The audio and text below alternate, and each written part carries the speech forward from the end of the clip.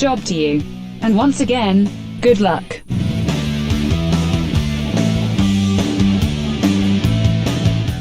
Welcome back to Ocala Talks on a Monday. Galen Unall from Life South joins us. Thanks to the good folks at Palm Garden Health and Rehabilitation Center. They're located at 2700 Southwest 34th Street. They offer skilled nursing, physical, occupational, and speech therapy. If you have any questions how they're handling the COVID-19 pandemic, give them a call at 352-854-6262. That's 352-854-6262. Also, Penn Flooring, family-owned and operated, serving Marion County for over 30-plus years. They owe every bit of their success to their unrivaled customer service. They specialize in both commercial and residential fields. Go see their amazing showroom at 1201 Southwest 17th Street here in Ocala, or give them a call at 352-351-3420. And also, we'd like to thank Just Shipped. They flipped the script on shipping. Instead of you boxing up your package and taking it to a shipping location, you just set up an appointment with Just Shipped, and for a small pickup fee plus postage, they pick up your item, they package it, they do all the standing in line at the post office or the UPS store, saving you not only money, but time, and time is money. Just Ship. They've flipped the script. Go to justship.net to find out more. Galen, you know, back with us from Life South. Galen, big weekend coming up for you and for Life South. One of the largest, second largest, I believe, in the country. Second or third largest. It's hard to keep up with them nowadays. Comic Con in the country. Dragon Con this weekend. Labor Day weekend starts on Thursday, Friday, Saturday, Sunday, ends on Monday in downtown Atlanta. If you've never been, folks, they take 4 or 5 hotels right in the center of downtown. They people dress up. It's thousands. When I say thousands, the last year I was there was 2011. There were 190,000 people they thought estimated that came through Dragon Con that year. Not only that, but the SEC also has its first kickoff game of the season, usually played at the Georgia Dome at the same time. So, Galen, a lot of opportunity to collect blood, and a very needed collection because we're almost empty everywhere. Yeah, this year will be interesting. They're limited to only 50% of capacity. We were there last time we were there was 2019, and they were they calculated that we were in 15 hotels and that there were over 125,000 people. So we're not quite sure what's going to happen this year. You know, there's a mask mandate. You have to have proof of vaccination or a COVID test to enter. Just not sure how this whole thing's going to turn out, to be honest with you. So you're telling me Dragon Con, interesting. You're telling me Dragon Con make you show your peppers. You must show your peppers. Yeah, absolutely. And again, that was more. But again, it's a private event, so you don't have to go. No, you don't have to go. Right? And I understand that. It's not like the city of Georgia or the city of Atlanta put out an edict. This was something that the organizers did. I actually talked to them when they were going. Let's be honest. Mark did that. Mark did this. If he's still in charge, Mark made this decision. Well, I don't know who Mark is, but the Henrys have owned Dragon Con for the last 30 years. So right. Pat's owned it forever. That family made the Why decision. was I saying Mark? I meant Pat. I'm sorry. I didn't mean to say Mark. Yeah. Pat. He owns it's the all thing. right. Yeah. So again, he wanted to make sure that people felt safe going, and I kind of appreciate that. So let's see how it all shakes out. We'll know. I head up today. I don't come back till Tuesday, which is even more nuts. It's just a long week and filled with a lot of work. Get off at Andrew Young Parkway, right to the hotel. Yeah, that's right. We're going to be in the Hyatt this year. You are in the Hyatt. So, the Hyatt and the Sheraton directly across the street from each other. Breezeway to get there and everything. I'm going to be upset because you get to have some of the best coffee that there is, period. And I'm not a big coffee drinker, but for some reason, that Caribou Coffee in the mall right there across from the Hyatt. Yeah. It's the best coffee ever. And we don't even have Caribou Coffee in Florida, so. Yeah, they used to actually sponsor the blood drive. Did they? So they used to really hook us up, but we just don't. To be honest with you, I was like, look, I can't deal with you right now. I got a million other things I have to deal with. I can't deal with going to lug coffee back and forth to the blood drive. Big blood drive for you guys, though. Well, it's a huge blood drive. It's depending.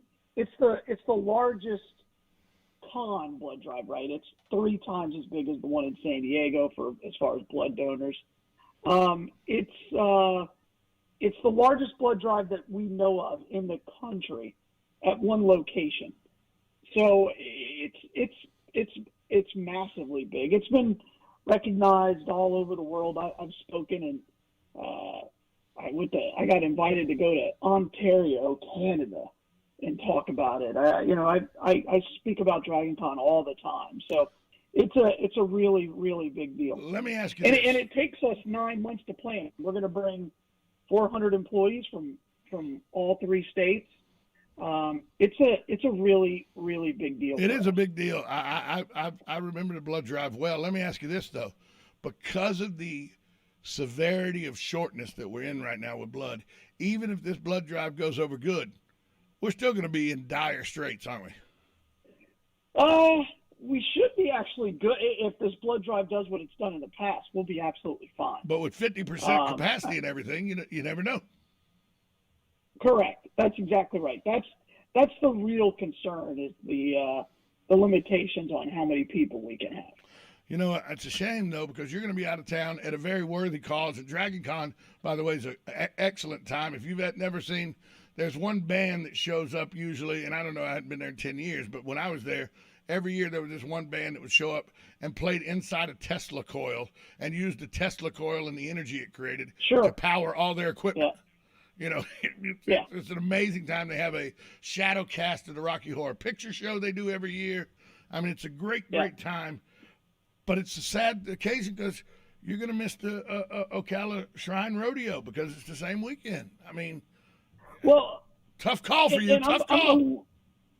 And I'm a little amazed that you didn't bring up arguably the most fun, which is the wrestling that goes on. That's wrestling, by the way. I was trying. You get after me every time I bring up wrestling, so I was trying to leave it out of this conversation this time. It's so much fun. It is a really good time. Amateur wrestling at its best. And he's not saying wrestling, folks. Wrestling is WRSTLING. He's saying wrestling, RASSLIN, wrestling. You know, Dusty Rhodes. After it. It's so much fun. Yeah, it's so much fun. Yeah, so much fun. Dragon Con's really a good time, and it's one of the reasons I'll go back to Atlanta. I don't get me wrong, I graduated high school in Atlanta. A lot of my friends, lifelong friends, live in Atlanta. I have very good relationships with people in Atlanta. Atlanta's a great city to go visit for 3 days. Nobody should ever live there. Oh, yeah. I mean, I'll be honest with you. Lifestyle has tried to get me to move up there and run operations. No, don't do it. Don't do it. And I just don't want to deal with it. I don't think it's any way to. I don't think it's a good place to raise children. I have a friend of mine. I have a friend of mine who's a very accomplished lawyer in Atlanta. We graduated college together. He's a partner in one of the largest injury firms in Atlanta. He's so well off now that he has a driver that drives him from his house to the law offices.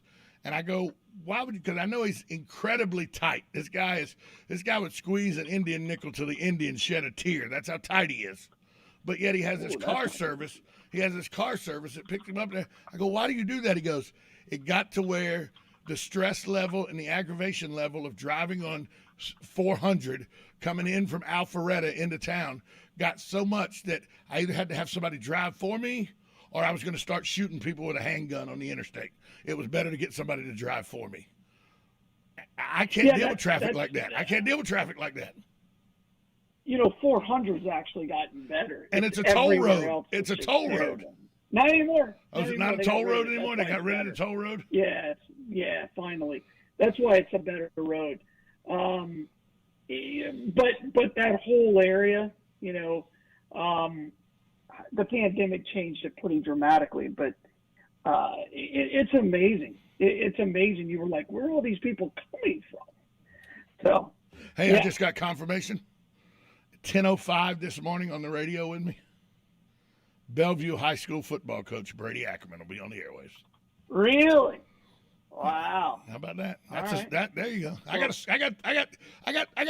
stroke, pal. You don't think I do, but I got Yeah, stroke. he's 1-0 in his college coaching career. Well, so and I know a lot of secrets about him. So when I call him, he goes, "Sure, whatever you need." That's right.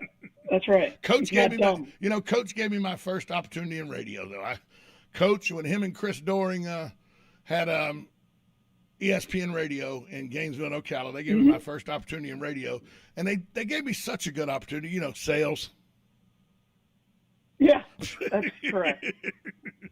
But I Well, got into hopefully radio that's true, because of those guys. So I appreciate everything they did for me. I appreciate my mentor, Buddy Martin, what he did for me afterwards. Appreciate the Martones, what they did for me. You're just okay. Well, I appreciate that. I've tried everything I can not to help your career. Well, I know, and you've been okay at that. You've helped it actually some, which, and I know, being that you didn't want to help it, that means something. Yeah. The boomerang effect was not good. Hey, let's talk about over the weekend. And I've given this guy grief all week. By the way, my cheating, bad attitude, horrible golfer friend didn't even play in the playoffs. Got in as the 30th overall person into the final tour stop. So I know that set well with you. But something happened over the weekend that a guy who I've given a lot of business to this year, that I've called crybaby, whiner, and everything, I'm going to stick up for him here for a moment. Yesterday, he's getting a lot of stuff on Twitter and everything because as he was trying to prepare for a shot, Patrick Cantlay was walking up the left side of the fairway, and he stopped his routine and said, "Patrick, can you stop walking, please?" And turned around and started. People say Bryson DeChambeau stopped another pro by that he was disturbing his swing. And I'm sorry, who are these writers that are saying that's a bad thing? Because if you've never played the game of golf, you don't understand. If somebody's walking in your peripheral vision and you see that takes your concentration away. That's a huge deal on a golf course. I didn't mind that he stopped, asked Cantlay to stop walking, and then started his routine again. I ride the guy when I think he does things that aren't very good, but this time I think he's getting a bunch of junk for no reason, Galen. Yeah, you're absolutely right. I was like, let me go back and watch this clip, and I watched the clip, and I'm like, and you can even say if Cantlay's like, oh gosh, my bad. You know what I mean? Yeah, that's I didn't understand the gruff about that at all. But again, everybody now is just piling on Bryson, and all Bryson keeps doing is playing good golf. That playoff was fun to watch. It was fun to watch. And I thought that Bryson would probably win it, but Cantlay's a good golfer. Cantlay is as good a golfer as anybody at the top. Yeah, and he just kind of stays in his own little bubble, right? And just does his own thing, and you could tell that's exactly what you needed to do against a guy like DeChambeau.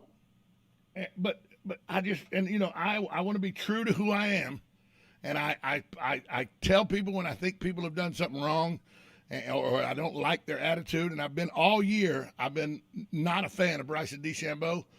But what they're piling on him about stopping Cantlay from walking, you stop it. He was well within his rights to ask the young man to stop walking up the fairway. Sure.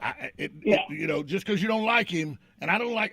It's noted. I'm not a fan of DeChambeau, but he did nothing wrong yesterday, and the press is vilifying him. Or not the press, the internet bloggers and vloggers are what people consider press these days are absolutely just killing him. Sure, but it's become okay, right? Everybody thinks it's fun now to kind of pile on the guy. So, and again, I don't think he did anything wrong. I think he did nothing, absolutely nothing wrong. Looking forward to the Tour Championship with the top 30 players now. No cuts. There was no cut last weekend, no cut this weekend. They play the 4 rounds, and somebody's going to end up with $10 million in their pocket. Somebody, and I went back and looked at that list, and while there's some storied golfers on that list, there's some real journeymen on that list too. You know what I mean? Like do. Haas. Remember Haas won it one year? Sure. I mean, when you're Bill Haas and you're not as good as your dad Jay Haas, and Jay's a senior, and you win the Tour Championship, that's catching lightning in a bottle. But you go back and look at some of those names that have been Tour champions, not the who's who of golf. Now the who's who of golf is on there, but they're playing it up like one of the elites. If you win the Tour Championship and you win the FedEx Cup, you're one of golf's elite, or you caught lightning in a bottle for 3 tournaments. Yeah, and both pay pretty well. Yeah. No, I think it's good for golf.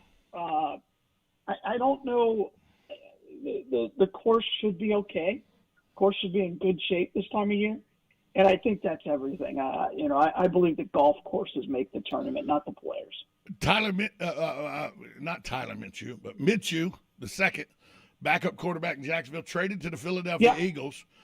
Does that surprise you? I thought they would probably keep Minshew as a good backup to Trevor Lawrence, but no, they let him go. Why? Because if Trevor Lawrence gets hurt, at least he got some sort of chance. You're done anyway. Yeah. If you get any value, Gardner Minshew, by the way. Yeah. All you're doing is just cleaning the locker room. Right now, there's no doubt as to who the number one guy is. I think that was the right call. I think that's exactly what had to happen. Yeah, because now you're right. Minshew's not hanging over his shoulder now in the background saying, Right. Absolutely. And anybody who watched the preseason knows that Tyler Minshew should be the starting quarterback. So right. I was kind of surprised the Bucs didn't try to improve because their backup quarterback, their situation quarterback. What do you mean? Kyle Trask looked great last night. Didn't he? I mean, number 2's good. He's really not that good. Quarterback ranking of 33.4 in the preseason. It's not good. Hey, he's so bad he's deadly. When he did complete a pass, he was almost killing people. Another situation I watched last night on national television, as the seasons change, but the song remains the same. Quoting a Led Zeppelin movie, the Atlanta Falcons cannot get anybody off the football field anywhere except unless they score. They just can't. They just cannot. Kickoff team, get ready. Yeah, they're well, and they let their best defender leave, go to Dallas. They're not good. I still don't understand. I still don't understand, and I don't want to stay on this very long, but I still don't understand why you used the 4th overall pick to take Kyle Pitts when you could have traded down to about 12 or 13. Got 2 or 3 second rounds, another first round, a couple three rounds, and you could have drafted a defense a la the same way that the Dallas Cowboys used a draft a couple times to draft some defensive players under Jimmy Johnson while they were losing. The Falcons need a defense, and they don't have one. And it's going to be a long season for the Falcons and the Jaguars, a really long season for both of them for 2 separate reasons. One, because you got a brand-new starter at quarterback and a guy who's trying to rebuild the program, and Atlanta because they just can't get out of the way of making the same mistakes over and over. It's insanity. You know what Albert Einstein said? Insanity is doing the same thing over and over and expecting different results. The Atlanta Falcons are an insane football family and group right now. But I'm not going to stay on that because I know a lot of people aren't Falcons fans like I am, so I'm going to go by. This weekend, football season cranks up for real as the big boys get started. And it was named yesterday that the Florida Gator game that is Saturday, 7:30 p.m. kick, going to have a lot of interest from some folks here in Marion County because the starting quarterback for the Florida Atlantic Owls has been named, and his name is N'Kosi Perry. Yeah, it's pretty cool. I knew he was going to FAU. I'm happy for the kid. I just want him to be happy. He's a good kid. He's a good kid. He just needs to figure out, and he needs somebody to believe in him. I still think it was a good decision for him to go to Miami. He had every opportunity at Miami, but they got this incoming freshman that they fell in love with, and he wanted to play. And at FAU, he'll play. Well, remember, there was speculation his freshman and sophomore years at Miami. Let's be honest though. Well, as good as the kid is, talented, and as good as he was here at Vanguard, there were allegations or not allegations, but there was comments and statements made by the coaching staff at Miami at the time that he just didn't put the work in to learn the playbook and everything. That's correct. And that he didn't have the commitment. And, he had done everything at Vanguard. He knew the Vanguard playbook, but when something went awry at Vanguard, he just used his God-given talent to will things in the right direction. And once he got to Miami, everybody's as good as you are at that level, and you have to start having some discipline and everything. And it's just something I hope as he's gotten older, and I hope it is his senior now, that it's something he's got the discipline, because if he uses the discipline and he follows the coaching staff and he uses his God-given ability, Nicosi can go farther than just the Florida Atlantic Owls. I firmly believe that. I know he's talented enough. I think he may have to switch positions, but I think he could play on it. I think he could play, maybe not here, maybe in Canada, but I think he could play after college. I don't think so, but okay. I think he's just too small. He doesn't have the frame to play wide receiver. He may have in Canada though. He may have the frame to do it in Canada. No. Again, that's my opinion, right? So, no, he hopes you're wrong. He hopes you're wrong. Well, he just. But then I just hope he graduates with a degree. Yeah. Right? And then his life has changed. And a good kid. And I talked to him. I'm like, man, remember, you're going to college to get a degree. Your purpose is to change your life. You've already made you're a Division I athlete. Your dreams have come true. Get a degree. Don't squander this opportunity. Get a degree. But that's what I hope he does. Big deal this weekend, though, as he gets to start against the Florida Gators. A lot of people in Marion County will be tuned into that game. Even if they're not Gator fans, they're going to watch that football game because they're Nicosi Perry fans. And by the way, mark me down in the annals of being a Nicosi Perry fan, because I gave him the WOCA High School Friday Night Player of the Week. I gave him that award 5 different times one season. He was the Player of the Year one year for the WOCA High School Football Player of the Year. So a kid that I got to know while he was playing football here at Vanguard, a good kid. Just he got a little lackadaisical his first couple of years at Miami, but he's now starting against Florida Atlantic this weekend against the University of Florida, 7:30 kickoff at the Swamp. I'm looking forward to that football game just because, one, it's the beginning of football, but two, I'd like to see Nicosi Perry play as a starter, even if he is playing for the other team. It's still going to be fun to watch. Hey, Galen, tell us. Tony Johnson's on that team too. Yeah, so he is. Don't forget about that. I know that you're going to be. I know you're going to be busy. You're leaving to go to Atlanta. Yep. Today. You'll still be calling in from Atlanta, though, I hope. Yeah. I mean, I'm kind of dependent on you. Without you, there's no radio show. Can we just go ahead and say that? Can we just go ahead? So. Yeah. Hey, where's the Bloodmobile today, though, in Marion County? Today we're actually at the Lowe's right there on 40. So come by and see us and get the blood to donate blood. And as always, we're on the Boulevard, 1607 East Silver Springs Boulevard. Check us out at lightsouth.org and just please give blood today. Galen, you off from Lights Out. Thanks for joining us, pal. Talk to you tomorrow. All right, bye all. We'll be right back.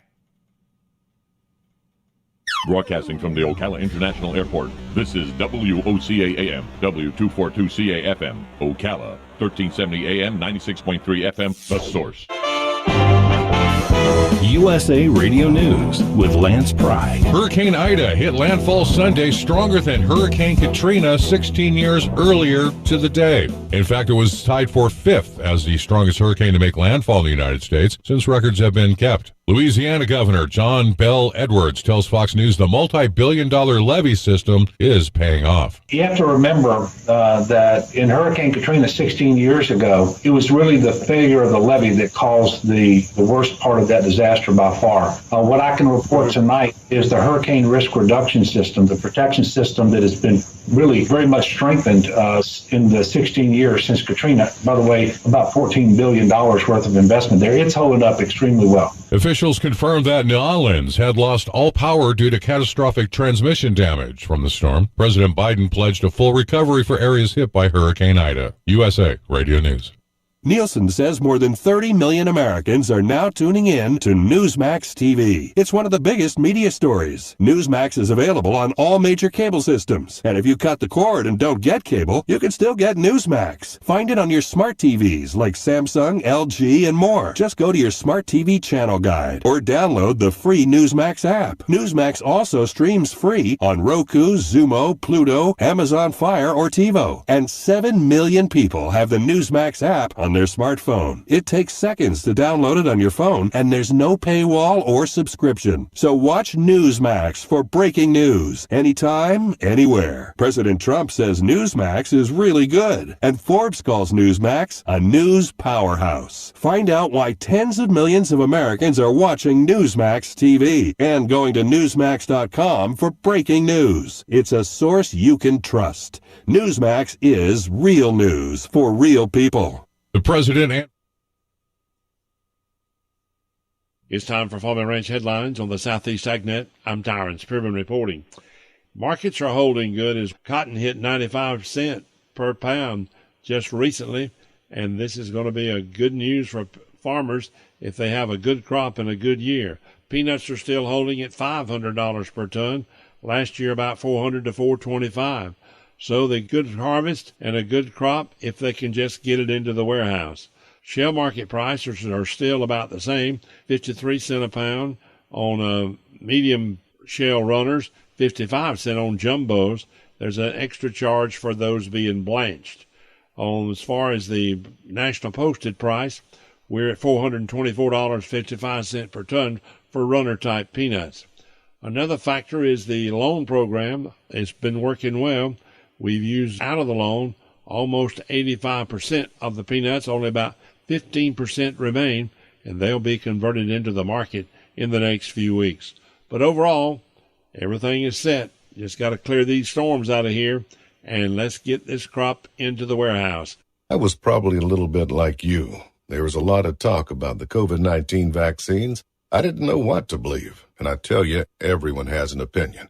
Some of my friends got vaccinated and some were against it. But I knew this was an important decision, so I went to somebody I already trusted, my doctor. It's your call, so talk to your doctor or healthcare provider and make the decision that's right for you. You can go to getvaccineanswers.org for the latest information. That's getvaccineanswers.org, brought to you by the Ad Council. Do you enjoy receiving all the news from the Southeast AgNet reports? There's another way to stay informed through our Southeast AgNet e-newsletter.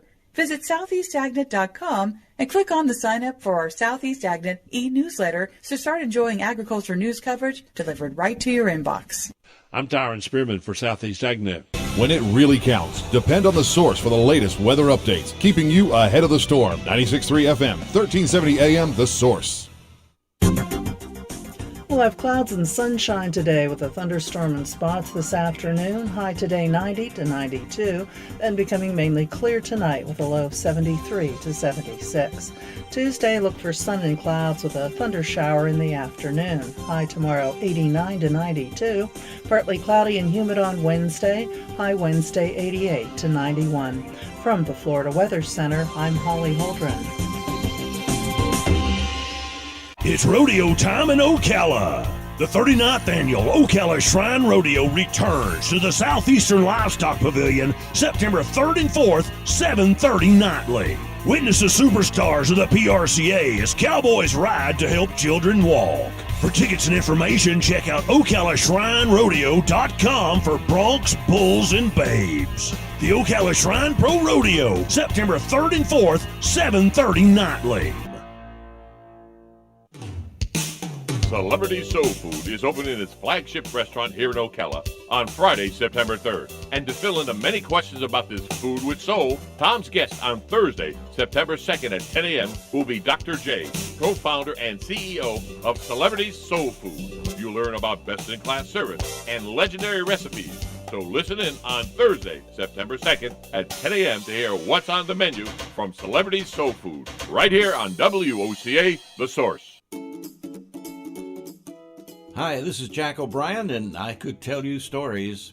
Every month at the new Strawberry Swamp Rec Center back in the big meeting room, there's a Spanish language conversation group led by Senora Helga Stroman. But this is a story about one of Helga's conversation group members, Shirley Donovan. The Spanish group had been together for several years, and each month Helga would give them a written homework assignment they'd recite at the next meeting. So when Shirley read, she'd often use a Spanish word that might not be the right word, but it sort of sounded like the right word, so she'd just use it, as though anything close was okay. In any case, that's how Shirley shut down the Spanish conversation group for good. Seems that Helga had set up a banquet to be catered by Las Aztecas restaurant from Mount Dora. Las Aztecas would only speak Spanish with the group, and that would force them to use what they've learned. The head waiter was a man from Mexico City by the name of Miguel Rodriguez, a thoroughbred jockey, all 4'11" of him. But when the virus hit, Miguel got laid off, so he was doing what he could by waiting tables at Las Aztecas. That evening at Strawberry Swamp, everybody speaking Spanish except for Shirley, who sat stone silent next to Conchi Hernandez, who was pouring some sweet tea for her when she said in Spanish, "Puedes hablar la lengua conmigo? Can you speak Spanish with me?" So Shirley wanted to say, "I'm sorry, I'm very scared," which in Spanish is "Lo siento, tengo mucho miedo," but it came out, "Lo siento, tengo mucho mierde," which basically means something like, "I'm sorry, I'm full of..." Anyway, Conchi turned and walked away with her hand over her mouth. About that time, Miguel arrived at their table to ask for their dinner choices. Shirley watched nervously as Miguel made his way around the table checking off people's orders. So when he said, "Señora, ¿qué quieres?" "Ma'am, what would you like?" She said, "Tengo un gran hombre." But she meant, "Tengo un gran hambre." I have a big hunger. Instead, she impertinently told Miguel that she had a big man. Miguel figured Shirley knew what she was saying, and he fired back, "¿Qué dices? What are you saying?" But Shirley interpreted that as the waiter asking, "What do you say?" Like, "What do you want for dinner?" So she says, "Maricón," which was really unfortunate because although it sounds an awful lot like marisco, the Spanish word for seafood, maricón is a very nasty way of calling someone gay. Well, her friends around the table are either sitting there with their mouths wide open or they're bent over laughing their faces off, but it's chaos. Miguel has no idea why this apparently sweet lady is attacking him. So Shirley can see the pain on his face, and she feels really bad. The only phrase she's got right all night was, "I'm sorry." So she starts off with that. "Lo siento, señor camarón." However, the Spanish word for waiter is camarero, not camarón. Camarón is the word for shrimp.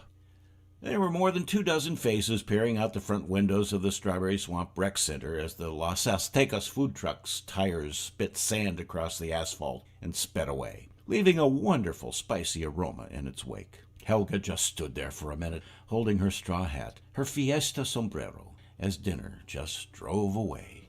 This is Jack O'Brien. Thanks for listening.